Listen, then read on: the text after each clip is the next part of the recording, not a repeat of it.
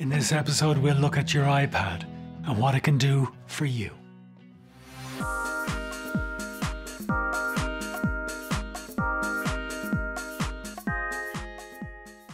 You don't always need a big fancy computer to put you in the driving seat of a professional audio production. There are other options. We've touched on them before, but let's look at one option that I'm sure we will definitely be looking at again, and that's iPads. Your iPad has a couple of speakers and a headphone mic socket, but hardly the best sounding options for professional audio work. You need to get your audio in and out of your iPad. So what do you need? Well, a good audio interface, one that's compatible with iOS.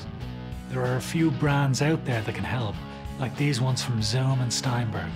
There are other brands such as Focusrite and M-Audio, though I've not had a chance to play with them yet. Steinberg and Zoom interfaces are real professional interfaces, with lots of options and applications for every user. When you plug in your interface, all your options should be available to you in your app such as Cubasis, where you may need to record a few sources separately, depending on your requirements. If you have the F8 plugged in, then you could have 8 independent feeds into 8 separate channels.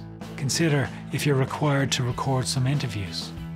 You can take your Steinberg MK22 and power it from a power bank, or the battery-powered ultralight Zoom U44. Now you've top quality recordings going straight into your iPad.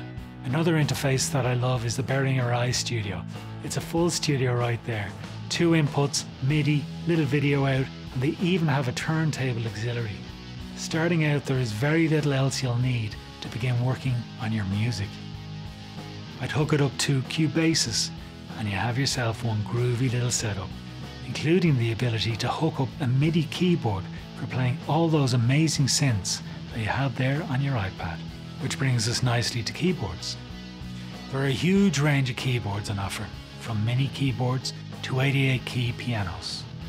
Loads offer other functionality now, such as pads for programming your drums. Some can be connected by cables and others by Bluetooth. Call up your iPad synth and off you go. And whilst we're on the subject of controlling your music creation, you should have a look at Launchpad by Novation. It's a real powerhouse for developing music beds for your compositions. It in turn has a controller that lets you interact with the app in a tangible interface and control other assets in the app like effects. There are different versions of the Launchpad controller from Pro to Mini. Now that you're all over your new iPad-based recording setup, you'll want to get working on your audio. You need a controller that can give you transport, function keys, scroll wheel and faders.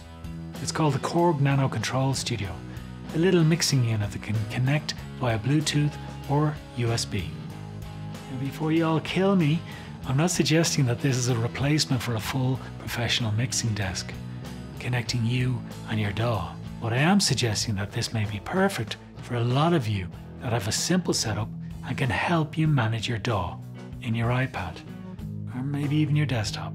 iPads are incredible little machines. They facilitate you to do amazing things. To be able to interface with those applications is a real boon to your workflow. There are lots of options, so have a good look around to see what suits you and your setup, and indeed your workflows, whether it's music, podcasting, sound design, or just having some fun. I'm Keith Alexander and you've been watching Adorama TV. Don't forget to subscribe to Adorama TV for more great videos and tell us what you think. You can like, comment or share this video, and please come by the Adorama Learning Centre for more great information and advice.